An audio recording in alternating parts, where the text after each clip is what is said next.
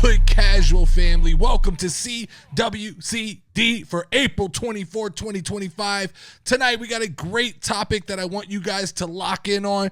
This is Casual Wrestling Conversation Daily, where every single day we bring one topic to the table and open it up for real, unfiltered conversation. And let me say this loud and clear. If you've ever felt like nobody talks wrestling with you, if you've ever been clowned for being a wrestling fan, if your friends just don't get it, this is your new home. You are not alone. You are now part of the CWC, a community built for fans who just want to talk, laugh, and be all about pro wrestling. No gatekeeping, no IWC, no censorship. There's no stupid questions. You're allowed to joke. You're allowed to rant. You're allowed to love wrestling. But if you're easily offended, it's probably not the place for you. Nope. I am your host, the Notorious D, joined tonight by the queen of very casual herself. Level up, Lauren. What's up, y'all?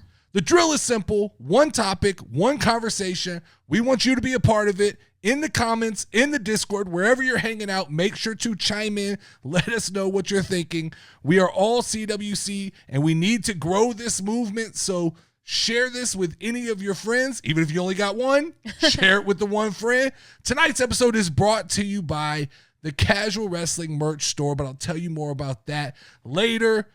Lauren, CWC, we got to have a conversation about Seth Rollins' new faction. Okay.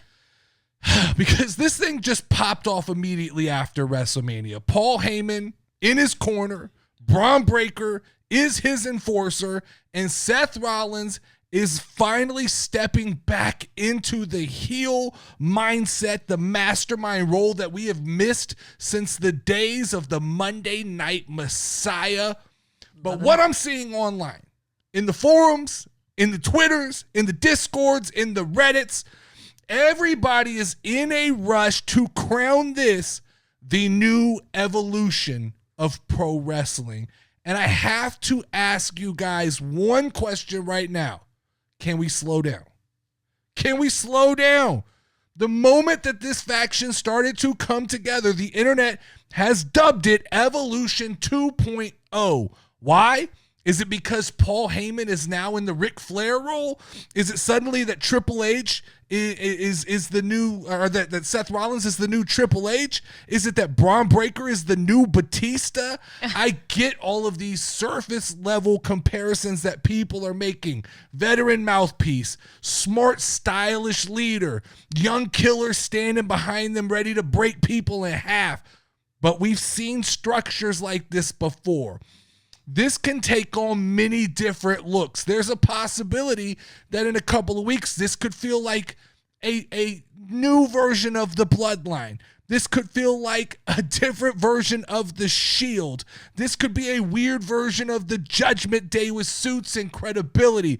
I think we have to be careful jumping to conclusions when we see something new that we haven't seen and trying to recycle it to something we are familiar with. I just want to ask the question, why does everyone assume that this faction has to be built in the image of something else, especially Evolution? Why can't this be its own thing?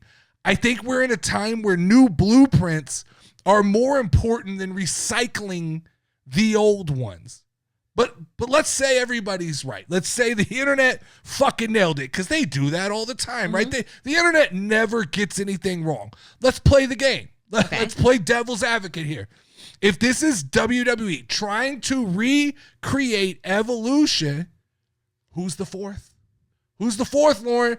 Evolution had Ric Flair, it had Triple H, it had Randy Orton, and it had one more. And so it had Batista as well. If you, okay. I was trying to ask you. I don't know anything about Evolution. I was trying to leave that open-ended, but it was Batista was the other one. Okay. But we got to put together a fourth. If we're let's play fantasy booking then. Who is the fourth member? I've seen the internet. I've seen the names that have been thrown around, and I can't say I like some. I don't love them. I absolutely dislike a few. But one name I've seen thrown around, Lauren, is Austin Theory, right? He's a guy who's got the look. He's got the resume. Now, it's been a minute since he's been on top, but I think we all remember that he's just one cell phone selfie away from us all buying right back in. You know, I don't know if he's burned too many chances. I don't know if he was just strictly a Vince McMahon guy, but I don't hate the idea of Austin Theory teaming up with Seth Rollins and Braun Breaker to create a new version of Evolution. The second name I've seen thrown around, the one that I'm not as excited about, is Ethan Page. Ethan Page is a AEW, I don't know what you call it, transplant. A guy who came from AEW. He's in NXT right now. He just showed up. He's a great talker. Yeah. Sneaky charisma. He could be kind of a Randy Orton of the group if given the right freedom to move the way he needs to. He's a guy who absolutely probably is going to need credibility if they decide to move him up to the main roster. But he's just, to me, I don't know that I love digging into the NXT bag to bring somebody into this group. I get the instant credibility it gives. True. But unless they're going to wrestle main roster and NXT or just be completely called up, I don't know if I love that. I don't know if I love Adam Page or Ethan Page in this role. So then I've seen the name Fraxium thrown around. What is Fraxium? Somebody, it's a tag team. So they're talking about, instead of just one, bringing in a tag team to this position. Okay. And to me, this is kind of a wild card. It's a cool vibe. They're not fully proven. I don't know what their reach is, because I would say someone as casual as me, I don't know hardly anything about Fraxium. I've seen them a couple times. I would guess that if I said, Lauren, who's Fraxium? You would say. I literally said, who is that? You have no clue, right? So to me, this would be the most left field situation that WWE could go with. Yeah. Now, I don't put it past them to make this play. I just feel like this is the longest shot. But let me throw two names out for the wrestling world to chew upon, and you tell me these are names that I'm a little more intrigued by, and I will admit I am biased on this because these two names come from the Dirty Dozen, my 12 favorite wrestlers. These two names are going to be very familiar once I say them, but stick with me, as I think these could be intriguing names to put into a group with Paul Heyman. Starting with number one, Montez Ford. I knew it. We have screamed, we have shouted, we have yelled from the rooftops that we need Montez Ford to have his moment. Seth is building a group that has flash, it has flair. Montez Ford gives you all of the upside in the world. He could drop the tag titles by turning on Angelo Dawkins, immediate heel heat, step right into the position as the third man in the group. Hell of athletic, right? Just hellaciously athletic. And if he joins Seth Rollins, it's instant credibility for somebody we've been calling for a long time. This group is going to need a guy who could function in the mid-card. And while I feel like Montez is above the mid-card, he hasn't had the mid-card run yet. So a guy who could go after the United States Championship, who could go after the Intercontinental Championship. He fits the bill of a guy who can fill the third spot of a faction while also starting to build some solo credibility. Yeah. Now I want you to stick with me on this one, and Okay. Do not attack me for this one. Do not overreact, because there is real reason to me saying this next name. This is not personal bias. Okay.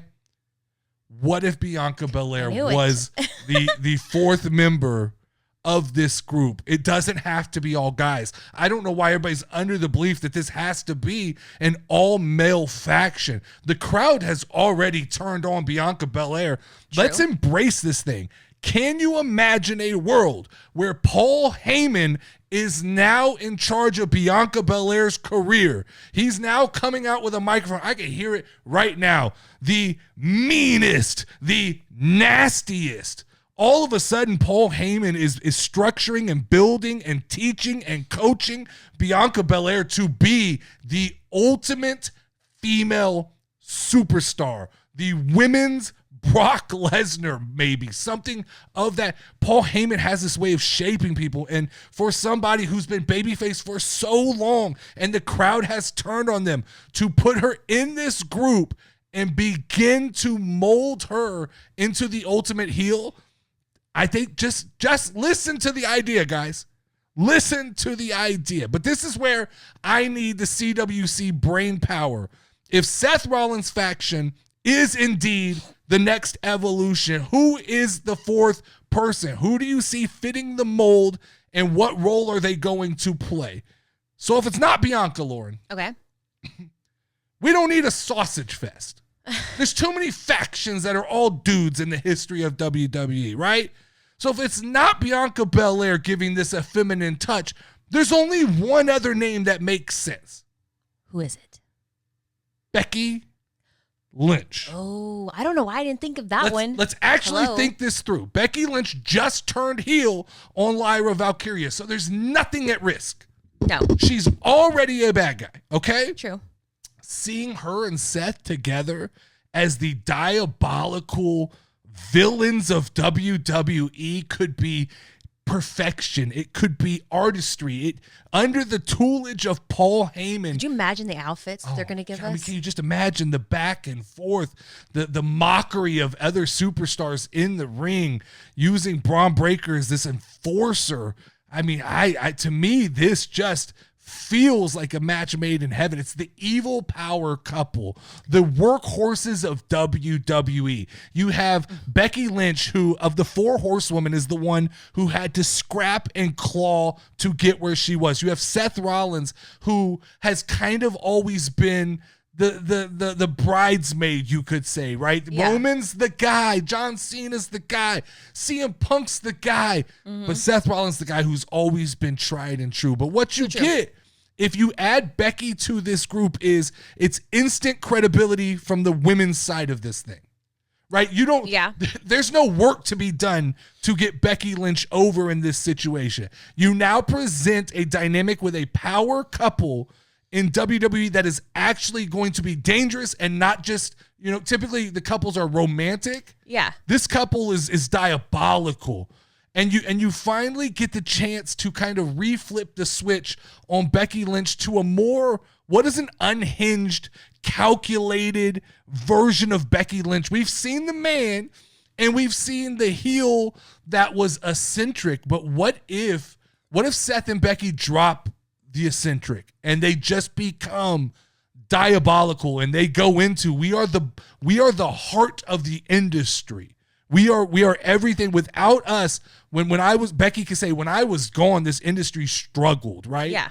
Is that too much? Is this too much? Does this group immediately just explode if you add Becky Lynch? Does it overshadow everything else that's going on in WWE? Here's the pitch, guys. Should Becky Lynch join Seth Rollins' faction, or would that throw off the balance and the power and just bring too much heat and attention to the group?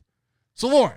Yes, sir. Now that we're cooking, right? We've thrown all these ingredients into a pot. There's so many great ideas. What is a faction without a great faction name?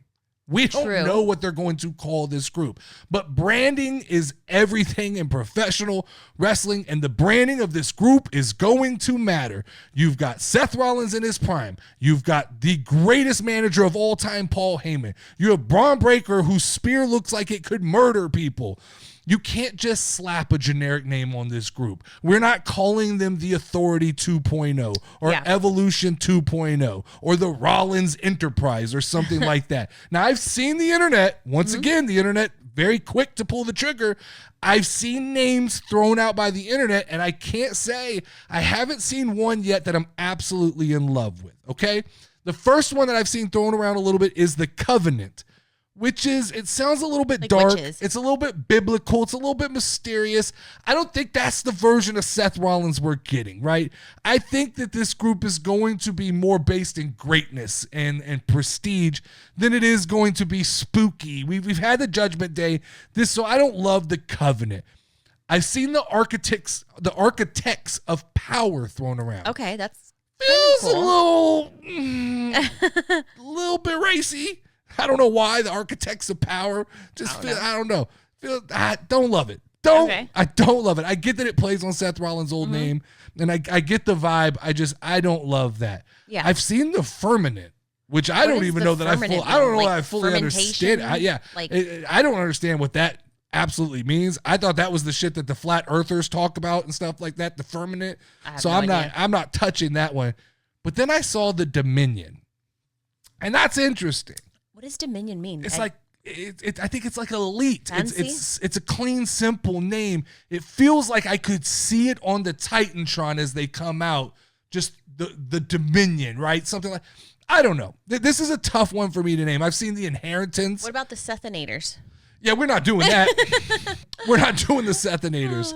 And maybe they go with something completely abstract. I can, Seth Rollins is very clever. Paul Heyman, very clever. These guys are involved in this group are high level thing. It's not the dog pound. Don't say that. Come on, let's not do that. Let's not put a joke name on this thing. But maybe that's like an acronym, like ST, like stand, right? But STAND, and you make each letter mean something. Yeah. It feels like they're that clever that they'll make it. This is why they don't want me making up the names. Probably why they don't have you making the names.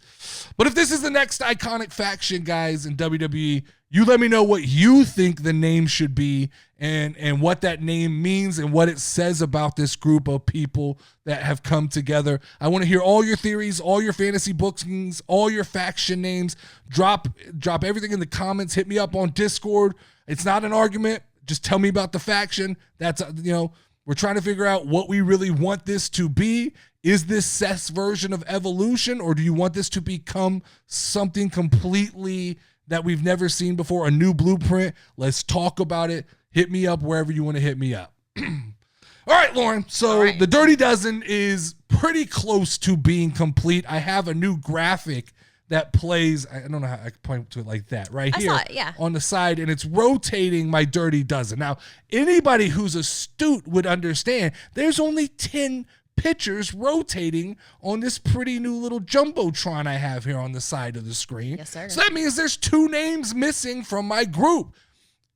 Well, I announced early on that we were going to have 2 NXT names on this group. Now, the original plan when I sat down to make my last 2 picks was, let's take 1 man and let's take 1 woman. Uh-huh. And as I scoured WWE.com looking at the roster, the men are slim pickings, Lauren. The men's division in NXT doesn't excite me. And I think in a week or 2, I'm kind of putting together an episode about NXT in general where we're going to have a conversation just about NXT as it is. But I will say, out of NXT, I am not as high on NXT as a lot of people in the community are, and I appreciate that they are, and I love that they are. It's never meant to be a knock when I say I don't understand it. I'm glad they love it. The women's division is the one part I can look at NXT and go, I see the bright light. I see the path ahead of these people moving up in the future and having success. So I've pulled 2 women's names to join the Dirty Dozen right now. Let's bring it in. Number 1, Cora Jade. I like it. Cora Jade, here's the issue with Cora Jade, and what scares me a little bit is I don't know how much time she has left on NXT, and if she makes the jump to the main roster, then you have to hit somebody off, right? That's what I was going to say. I don't know if she graduates into the Dirty Dozen. There would be a trial period where I'd have to watch for a couple of weeks. Could she pass a Tiffany Stratton for me? Not for me. I don't know about you. But I'm saying I only have 5 positions on the SmackDown side, and I have Tiffy. We know she's not taking Bianca's spot. Yes. That means Drew McIntyre. She's probably not taking Drew's spot. That's who else I had? Montez Ford. She's not taking Montez Ford's spot. I don't know. To come up and take one of those SmackDown spots, it's a lot to fill. She'd have to come in and really set the tone and set the standard. And I feel like it would be that Tiffany Stratton spot, because it's not Jacob Fatu either. She's not taking Jacob's spot. So I think the spot that's in play is Tiffany Stratton. So Cora Jade, but as long as she's in NXT, I'm safe. Number 2, I feel much better about this pick. Okay. It's Jada Parker. Now, I don't think you've seen much of Jada Parker. I've seen her in a picture in like the baddies list. But it's not. So none of my picks for the Dirty Dozen are made based upon looks. They're made based upon liking the wrestling of the person, the character, and all that stuff. I think you would enjoy Jada Parker. What's her gimmick? just fucking like in your face. She's Miss Parker. She's a baddie. Yeah. She's just in your face, talking shit, calling her shots, just straight up. I think she's got a bright future. I think that's my pick. That is my like solid NXT pick. The Core Jade one, I just like Core. I like the whole character. I like the skateboarding, the bringing out your own kendo stick. I like all that. But we'll see if she graduates. I'll have to pull somebody else in. All right, Lauren. So what I had planned for today is a tier maker. Okay. Let me bring this up here. This is the WrestleMania matches. Okay. And I have here a star rating of 5 stars, 4 stars, 3 stars, 2 stars, 1 star. Let's go through each match. We will both call out. You are like green. You have played with your lights and your settings so much in there that you are now a green person, just so you know. I don't know. You made me go buy you a light, and then you turn the light to the side, and you'd keep changing the color. I didn't change. I haven't touched anything. At this point, I don't know what I can do for you. I haven't touched We're going to have to go it. back and adjust settings. So you're going to be green for this segment. Nope. Just so you know. That's okay. All right, here we go. Jey Uso and Gunther. Think back to WrestleMania weekend. What do you rank Jey Uso and Gunther as far as stars go? A 3. Now, this is on a casual wrestling scale, by the way. A 3. We're not trying to compete with Dave Meltzer. A 3-star match. It wasn't like, oh my God, memorable, and it wasn't horrible. So this... In my opinion. No, I get you. And this is where we have to take... If we're really using the full spectrum of this list... and we're being fair and we're going to call something a 1-star match, then I agree with you that this is a 3-star match. If we're saying that there was nothing worse than a 3-star match on this card, then I think it's a 4-star match. But if we're going to use the full spectrum, which I think we should, that's only fair, we'll put Jey Uso and Gunther at a 3-star match. I think that's a good kind of sets the tone for everything here on out is either better than this tend to go big or go worse home, than this. So I thought like that was appropriate to me. So the next match I have here is Penta versus Braun versus Finn versus Dirty Dom. Where did you have that? It wasn't above Gunther and stuff for me. No. For me, it would be, if I had to like put it higher that, I would put it 2. But that's only because I wasn't that interested in it. Dirty Dom winning the title? I guess that was exciting. That part was exciting, but like if you're saying like the match as a whole, does that make sense? Kind of. I mean, you can put that one where you want. I want to argue because I would almost go 5 stars, but I'm going to go 4 stars because you said 2 stars. I'm not going 5 stars. If you would have said 4 stars, I would have tried to talk you into 5 stars. So I'm going to go 4 stars because I don't think it's anything less than 4 stars. We have CM Punk, Seth Rollins, and Roman Reigns. 5 stars. It's a 5-star on the casual. Sure. On the casual scale, that was a 5-star match. That was arguably the best match of the night. Let's keep these in order as well. Okay. So in the 4 stars, we'll start to order in 3 stars what we think is what. Yeah, for sure. AJ Styles versus Logan Paul. Where do you have this? So, like I told you, I left that one. You said he had his longevity. He showed all that stuff or whatever. Sure. But he didn't give me what I wanted, which was like that like crazy ending or whatever. So I'm going to actually give that one a 2-star. I enjoyed the other match better. I want to put this one 3. But I'll accept 3. I want to put 3 stars below Gunther and Jey Uso. If you're okay with that. Yes. Okay, then we have Liv Morgan, Lyra Valkyria, Becky Lynch, and Raquel Rodriguez. This one's interesting to me because as far as a match goes, I don't think it was a great wrestling match. I don't really remember it. So, like, I'm going to put it, the issue here, is my favorite one right now. But the issue here, because let me talk you through it before you just throw out your number. How much weight do you put on it being Becky Lynch's return? Because if you add the Becky Lynch surprise factor, it was a 3-star match. If you're just talking wrestling, I think it's a 2-star match. So how much do you add? Is it the top of 2 stars? Is that what we're doing? That's what I was saying. Yes. We're trying to average. Yes, because if she wasn't in it, it wouldn't be interesting. Yeah, I think that's absolutely right. We have Rhea Ripley, Io Sky, Bianca Belair. I'm going to go on record. This was 5 for me. I agree. Me too. That was one of my favorite matches, honestly. This is one that a lot of people were down on, and I kept trying to go, no, this is going to be good. Be patient. Pay attention. It's going to be good. I think it's below CM Punk. I agree. I don't think it surpasses that, but I think that it's my other 5-star match on the card. We have Drew McIntyre and Damien Priest. I'm going to put I really this was the street fight. There was a lot of weapons. I thought the finish on this match was pretty good. You're gonna go 4 stars. Yeah. I could go 4 stars. Okay, I'm not gonna argue 4 stars. It's under the fatal 4-way for me, but I agree. But I could go there.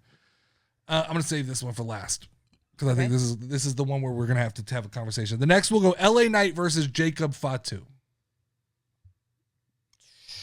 2-3. I'm gonna go low 3. Okay, I'm with you because I think it was. I'm torn in the middle. It was better than a 2-star match. Agreed. But it was. It didn't blow me away. It was a little shocking that Jacob won, but I was excited for the finish. But I don't think it didn't really move me in a way that I was like, oh my god, this is the greatest thing of all time. Yes, sir. El Grande Americano and Rey Fenix. I like Grande Americano, so that's why I want to give it a high 1. So what I want you to understand, hold on. It was 3. It was 3 for me. Hold on. I don't want you to feel like you have to. I liked that match. I thought it was fun. It was exciting. Too. So that's what I'm saying. There's a lot going on. Don't justify it by saying I like. Just give me your score. Where do you put that? I put it 4. Okay. I put it 4 above Drew McIntyre. Yeah, I really liked it. And Damien Priest. It had my attention the whole time. Yes. And El Grande Americano is fun to watch. This is all based on how much I enjoyed watching these matches. And to me, a lot of people are going to hate it, but I think that was one of the better because it was comical matches on the card. Agreed. The New Day and the War Raiders. I think just because the New Day it was fun for me, but New Day won the tag team titles. This is the age-old question. Low 2. Was it better than Liv and Raquel, or was it really? See, I'd argue it was. I think it's just placement on the card that made it tough. You came out of Jey Uso. I agree. Sometimes that matters to me. I want to put this above Liv and Raquel. Go for it. Okay, that's where I'm not going to fight you on that one. I think that's where I want that one. Then we have Naomi and Jade Cargill. I didn't see all of that one. Okay, so you can abstain from this one. Just on excitement level of it, I saw their entrances, which were cool.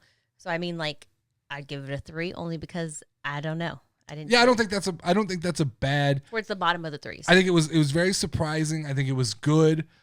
As far as my interest in it, I think I liked it better than Logan Paul and AJ Styles. I don't think I liked it as much as Jey Uso and Gunther. So I think the sweet spot is 3 stars right behind Gunther and Jey Uso. I like it a lot. Then we have Randy Orton and Joe Hendry. It's a 5. It's a 5, right? It's a 5. And I will argue that to the grave that not having KO was a huge loss, and they figured out how to make this fun and make sense. It's gonna be on the bottom of the 5s, but I like a short match. I like hitting all the greatest hits. RKO. Wham, bam, down. He's down. Match is over. Gets back up. RKO'd again. Yep. That's 5 stars for me. That's Randy. I agree. That's everything I want from Randy Orton. We know I'd put it at the very top of the card, but I'll accept the bottom of the 5s. Okay. I'm just kidding. So then we have Tiffany Stratton and Charlotte Flair. This is the one that's heavily debated on the internet right now. People are mad that I've called this a great match.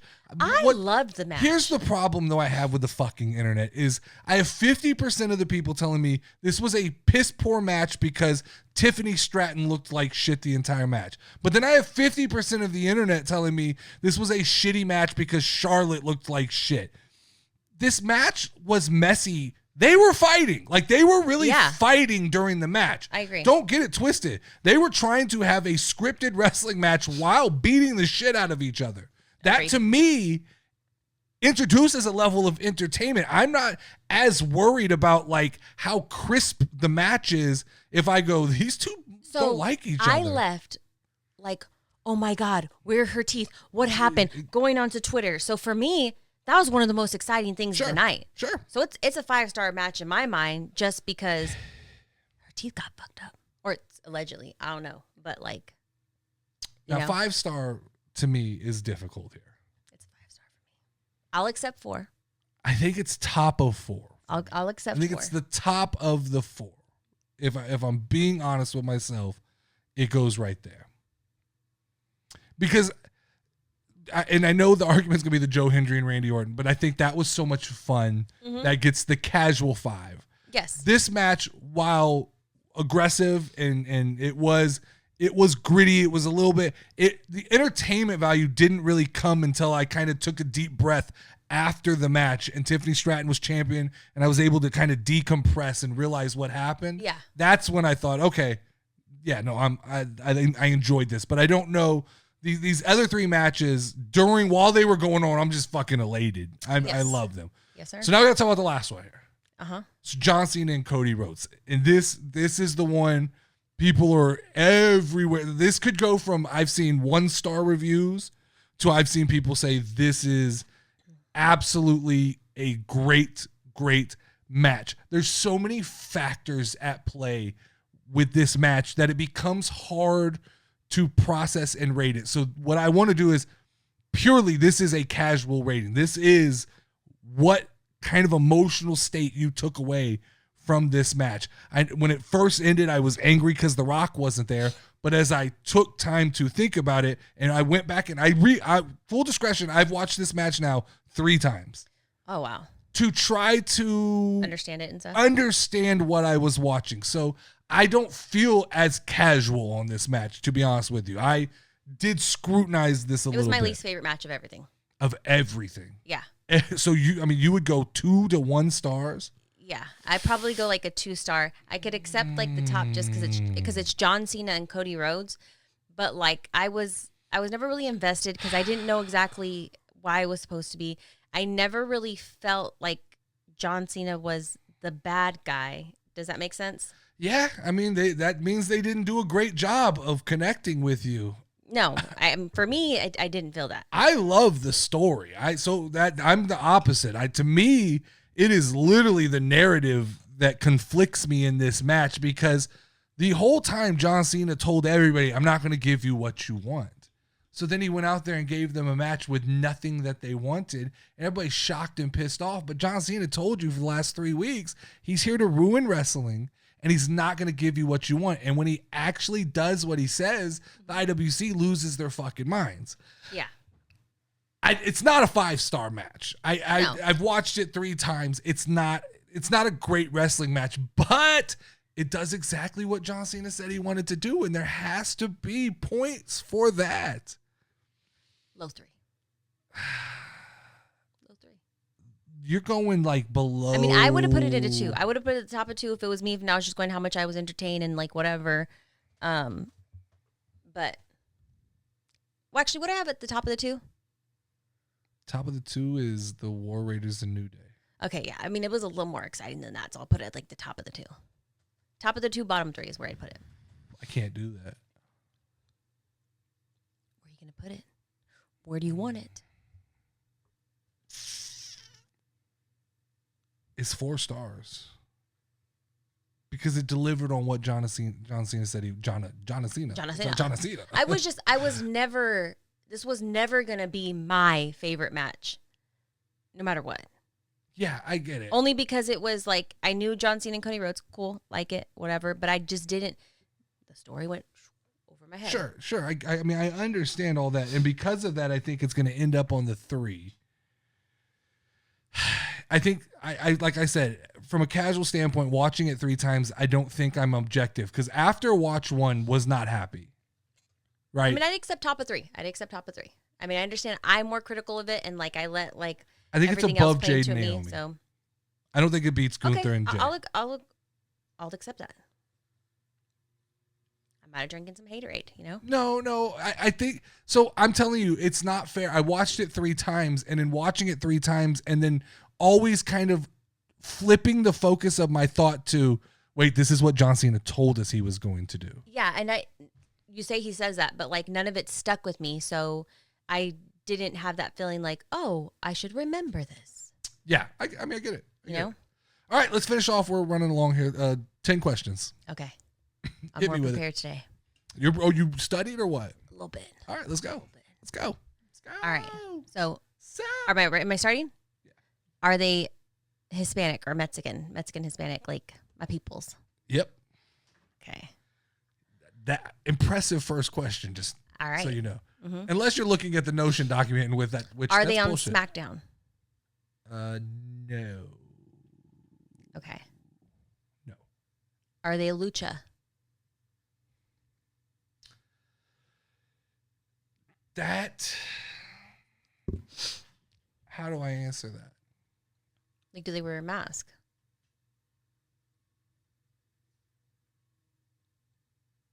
Are you asking, have they worn a mask? Or do they wear a mask? Do they wear a mask? Like in their picture, are they wearing a mask? In their picture on WWE.com? Uh-huh. No. Okay. Do they have curly hair? No. You didn't sound real... Curly to me has to be like extremely curly. Okay.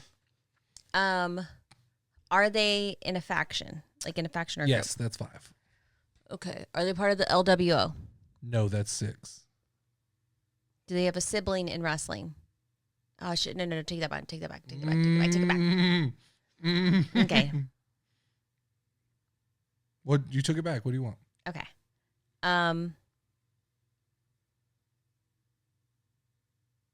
You might have got an answer you wanted. Do they have a sibling in wrestling? Nope. 7. You butthole. Okay. So I know it's a Mexican. They might have worn a mask at one time. They are on Raw. Literally I want to cheat so bad. Want to cheat. Pull up that list. Pull up that list of them. You have a list? I was studying it. Oh, you have a list. I have it. It's right there at my fingertips. I can just go click. Don't do that. Click, click. Don't do that. I'm not gonna do it. I'm gonna be good. I'll make you even more green tomorrow. Okay. They're on Monday Night Raw. Uh-huh. It's not Penta. Could be. Do they have long hair? I hate this question. Like past their shoulders. I hate this question. In their picture on WWE. I hate this question. Gotta pull it up. It could be Dominic Mysterio. Gotta pull it up. It's not Rey Mysterio. Yes. Yes. Okay. Are they a champion? Yes. It's Dominic Mysterio. Yes, it is. I knew it. It was the hair question. I did it. I studied, I looked, and I did not cheat.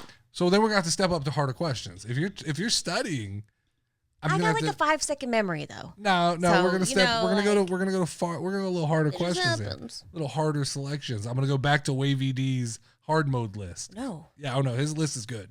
Oh God. His list is good. I don't know if I'm prepared for that. That's a wrap for today. Now it's your turn. Hit up the comments. Let your casual voice be heard. I will protect you against the IWC. All you have to do is drop a comment with hashtag CWC to get protection from the crazy IWC responses that come. Like, subscribe, and share this episode. New merch is now available at casualwrestling.com.